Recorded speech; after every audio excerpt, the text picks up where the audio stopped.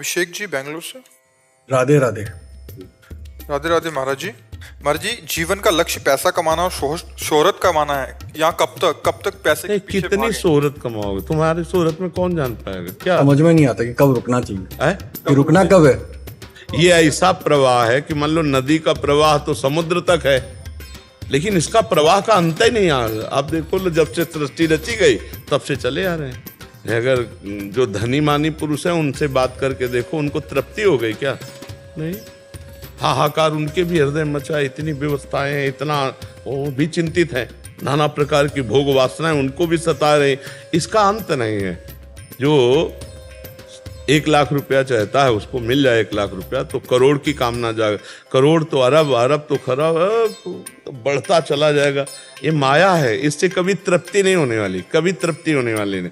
तृप्ति तभी होगी जब संतोष धन, संतोष आ जाए। बस जैसे भगवान चला रहे हैं, जितने में आ रहा ठीक है, राधा राधा राधा राधा, वो बढ़िया चैन से सोएगा और आनंद में जीवन, और परलोक भी उसका बन जाएगा। और जो यहाँ भूत बने रुपया में केवल लगे, भगवान का भजन नहीं करते, दुर्गति पक्की। क्योंकि जब तक भजन नहीं होगा, बुद्धि शुद्ध नहीं होगी, तो पापाचरण होगा, पापाचरण होगा तो दुर्गति हो जाएगी।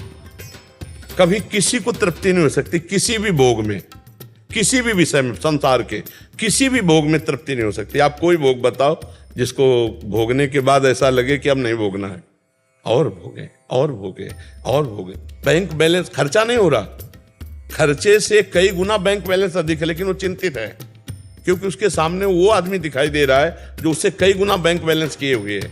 वो आदमी दिखाई दे रहा है जो कई गुना उससे भोग सामग्री एकत्रित किए हुए है। हमें लगता है कि जब तक गजधन, गोधन, बाजधन ये सब एकत्रित हो गया, लेकिन संतोष धन नहीं, तो फिर जब आवे संतोष धन, सब धन धूरी समान।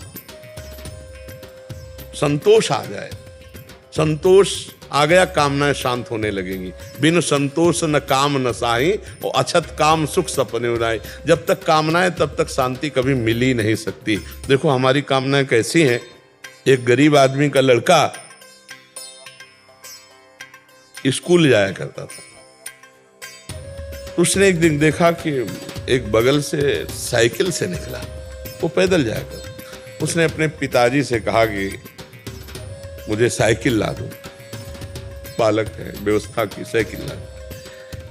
अब कुछ थोड़ा समय व्यतीत हुआ, साइकिल से जा रहा तो बगल से एक मोटरसाइकिल से निकला विद्यार्थी। उसने देखा साइकिल में बड़ा श्रम करना पड़ता है, इसमें तो बस पिताजी से बहुत हट किया कि मुझको मोटरसाइकिल एन के इन प्रकारेण उसने व्यवस्था की। कुछ समय बाद देखा कि पानी गिर रहा, मोटरसाइकिल में भींज रहा, बगल में कार बंद शीशे की। उन्होंने कहा ये कितनी बढ़िया है, इसमें तो घर में जैसे बैठो, पानी नहीं भींजना ऐसा। पिताजी से कहते तो काम देखो, किसान आदमी, कहाँ से तुम्हारी व्यवस्था, पर बहुत हट गया। उसने खेती आदि बेच करके जैसा भी अपने पुत्र के दुलार के लिए उसने कार छोटी सी ले ली। कई दिन व्यतीत हुए, कार में जा रहा था, जाम में फंसी हुई थी। ऊपर से देखा हेलीकॉप्टर जा रहा, उसने पिताजी से कहा हेलीकॉप्टर, 4 थप्पड़ मारे, कार भी बेच दी, पैदल चला। हमें लगता है कि तृप्ति तो कहीं हो नहीं सकती। अगर हमारी कामनाओं की पूर्ति होती चली जाए तो तृप्ति तो कभी हो नहीं सकती, और आज तक किसी की नहीं हुई, ना धन से हुई, ना भोगों से। अपने बेटे की 1000 वर्ष की आयु महाराज ययाति ने जवानी ली, अपनी तो भोगी भी, अपने बेटे की लेकर के भी भोगी, तो भी तृप्ति नहीं मिली भोगों में।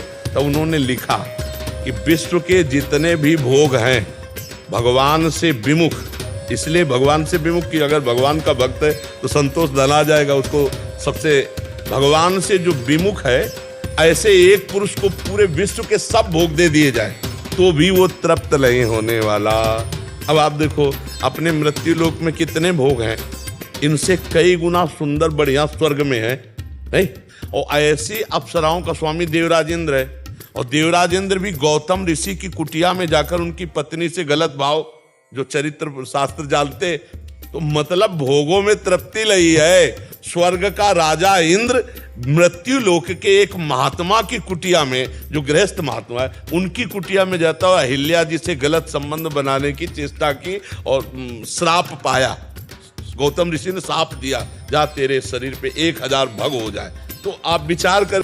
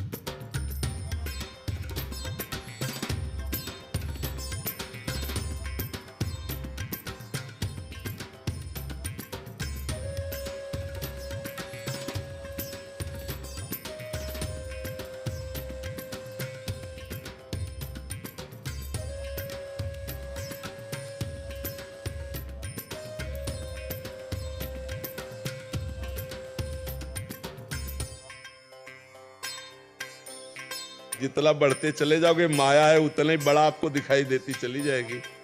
सबसे बढ़िया सुखी हो जो भगवान का आश्रय लेकर एक शब्द याद कर लिया, जथा लाभ संतोष सदा काहू सो कछु न चाहो। जैसे भगवान हमारे भाग्य के अनुसार दिए हम सुखी हैं, हम राजी हैं उसी में जिसमें तेरी रजा, वो मस्त है और कोई मस्त नहीं हो तो सब परेशान है।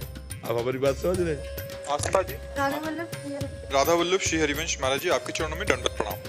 गुरुदेव, भोग किसे कहते हैं या भोग की परिभाषा क्या होती है? कैसे पहचाने कि कोई चीज भोग है या नहीं? और गृहस्थ धर्म से युक्त साधक को कितनी सीमा तक भोगों का प्रयोग करना चाहिए जिससे भगवत प्राप्ति में बाधा ना मिले? इंद्रियों के भोग हैं शब्द, स्पर्श, रूप, रस, गंध।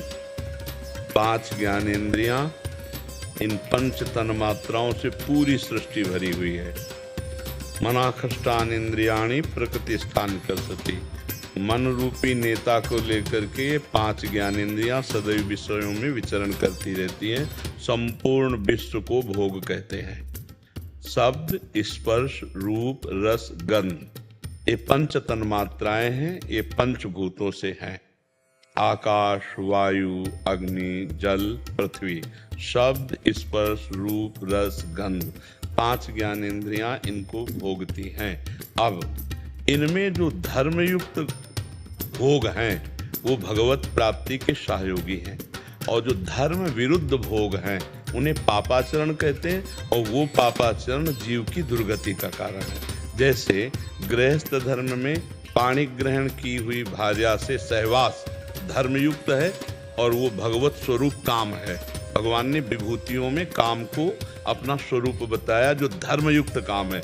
वही परिस्त्री गमन नरक का हेतु हो जाएगा, वही परपति रमण नरक का हेतु हो जाएगा। पति वंचक परपति रति करई, रौरव नरक कल्प सत परई। और अपने पति से रमण करने वो धर्म हो गया, लेकिन परपुरुष से रमण करने पर वही घोर नरक का हेतु बन गया। तो जो धर्मयुक्त हमारे भोग हैं वो भगवान की प्राप्ति में सहयोगी हैं। जैसे हम सुंदर सुंदर पकवान बनाए, ठाकुर को भोग लगाए, प्रसाद पाया, ये हमारा भगवत प्राप्ति के लिए हो गया। अब हम अशुद्ध अभक्ष पदार्थ बनाए, अपनी रसेंद्री की तृप्ति, ये हमारे नरक के हेतु बन गए। अब हम सुंदर चरणामृत ठाकुर जी को स्नान करा के पान कर रहे हैं, और जल अर्पित करके पान कर रहे हैं, वारी करके पान कर रहे हैं, ये हमें भगवत प्राप्ति कराएगा। और अशुद्ध पेय पदार्थ पा रहे हैं जो धर्म विरुद्ध हैं, वो नरकगामी बनाएंगे। भोग तो वो भी है, लेकिन वो अशुद्ध भोग हैं, धर्म विरुद्ध हैं। तो धर्म विरुद्ध भोग चाहे जितना प्रिय हो, उसे नहीं भोगना चाहिए। अधर्म युक्त भोग जहां हमने स्वीकार किए तो बुद्धि भ्रष्ट हुई और जीव नष्ट हो गया।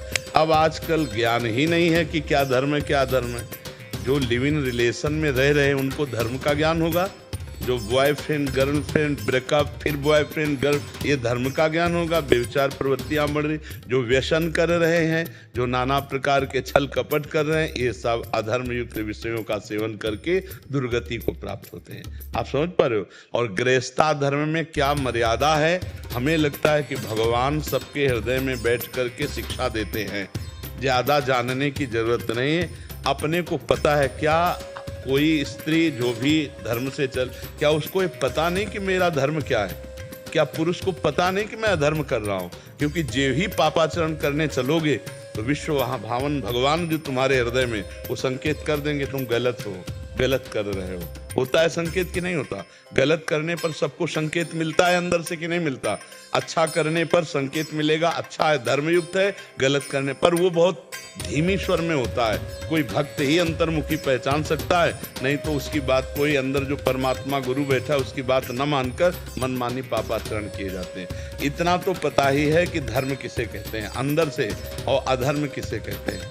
ये तो लगता है ना मैं गलत कर रहा हूँ, पर वासना भोग प्रवृत्ति प्रबल होने के कारण हम अंदर की बात न सुनकर, संत बात न मानकर, धर्मशास्त्र की बात न मानकर जो मनमानी आचरण करते हैं, वो भोग हमें नरक ले जाने वाले हैं। और जो तस्मात् शास्त्रम प्रमाणन्ते कार्याकार्यो व्यवस्थितो, वो भोग वो कार्य हमें भगवत प्राप्ति कराने वाले हैं।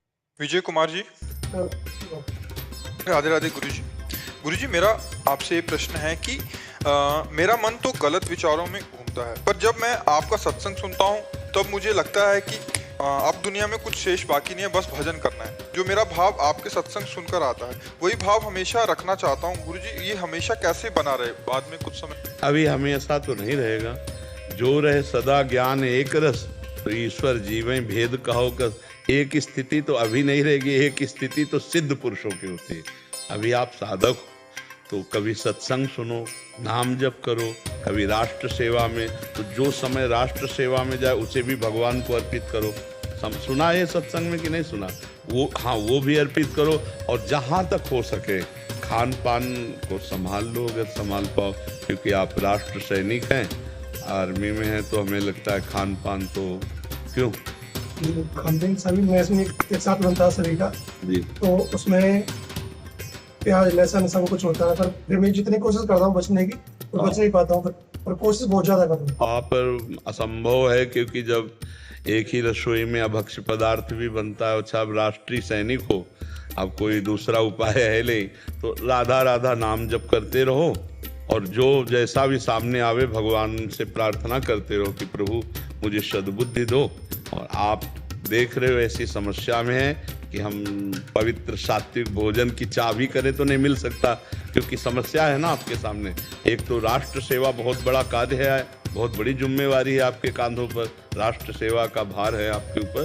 तो आप जैसा मिले राधा राधा राधा नाम जप करते हुए, पर जो भी समय है उसको समर्पित करो, हर समय हर कर्म को। तो इस कर्म समर्पण से आपकी बुद्धि बहुत जल्दी भगवान में लग जाएगी। जैसे काफी तो पवित्र है, क्योंकि सत्संग सुनने पर आपको लगता है भजन ही सार है, सत्संग अच्छा लगता है। नहीं तो अगर अपवित्र बुद्धि होती तो सत्संग अच्छा नहीं लगता। सत्संग अच्छा लगने लगा मतलब बुद्धि पवित्र होने लगी है।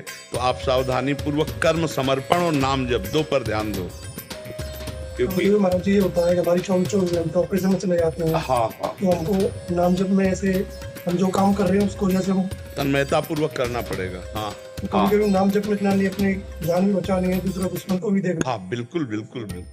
कैसे क्या किया जाए? नहीं तो जिस समय हम तन्मय हैं तो हमको एक डर भी रहना चाहिए कि हम दूसरे की अगर सामने गोली चलाना है, अपने को बचाना भी है, तो हो सकता है हम ना बचें अगर, तो राधा राधा तो कहते रहेंगे तो हमें भगवत प्राप्ति हो जाएगी। ये भाव अंदर रखोगे ना तो नाम पर प्रीति ज्यादा होगी। अगर भयवश हम भगवान का सुमिरन करेंगे तो बहुत अधिक होगा, प्रीतिवश तो सुमिरन करना असंभव, क्योंकि अभी प्रीति आई नहीं है। तो दो ही बातों से भगवान की ज्यादा स्मृति आती है, या तो भय जो सभीत आवा सरनाई तो रखियो ताई प्राण की नाई, और या प्रीति से, प्रीति अभी जागृत नहीं हुई है तो हम भयवश कि किसी भी समय हम जैसे शत्रु पक्ष को गोली मारना चाहते हैं ऐसे वो पक्ष हमें मार सकता है, किसी भी समय शरीर छूट सकता है। अगर हम राधा राधा कहते शरीर छोड़ेंगे तो निश्चित हमको भगवत प्राप्ति होगी और आपको बल मिलेगा, मृत्यु से आप डरोगे नहीं। तो नाम को पकड़े रहो और सब बातें गौड़ हो जाती है। जब नाम चलने लगता है तो सब बातें गौड़ हो जाती है। आपको भयवश महत्व रखते हुए जीवन की सार्थकता के लिए नाम पर जरूर ध्यान देना चाहिए। बहुत सरल नाम राधा राधा राधा राधा, ये परा विद्या है। राधा नाम परा विद्या है। यहाँ भगवान की कृपा से राधा नाम जपने को मिलता है। स्वयं भगवान श्री हरि भी वृंदावन में राधा राधा नाम रटते हैं। तो आप नाम रटिएगा और सावधान होकर जो आप सेवा राष्ट्र की कर रहे हो, कभी इसमें मिस्टेक ना होने पाए, मतलब कभी अपने देश के प्रति गद्दारी ना होने पावे। पूर्ण प्राण समर्पित करके दृढ़ता और उस कर्म को भगवान को समर्पित कर दो, उसी से भगवत प्राप्ति हो जाएगी। हमारी बात को समझना, भगवान युद्ध करने के लिए आदेश कर रहे हैं ना अर्जुन को, तो आप युद्ध में अगर हो, आप देश की सेवा में हो, हर समय मान लो आप बॉर्डर पे हो तो युद्ध ही पे हो, कहाँ से गोली आ जाए, कौन मार दे, कौन, कुछ पता नहीं है। आपको हर सुरक्षा व्यवस्था हमारे देश की करनी पड़ती है। कहाँ भेज दिए जाओ कोई पता है, किस समय कहाँ तैनात कर दे। तो नाम का स्मरण और राष्ट्र के प्रति समर्पण, और राष्ट्र के प्रति समर्पण किया हुआ वो कर्म भगवान को समर्पण, तो यही भगवत प्राप्ति के हेतु हो जाएगा। तुम्हें ज्यादा चिंता नहीं करनी है क्योंकि तुम राष्ट्र सेवा में हो। ठीक है।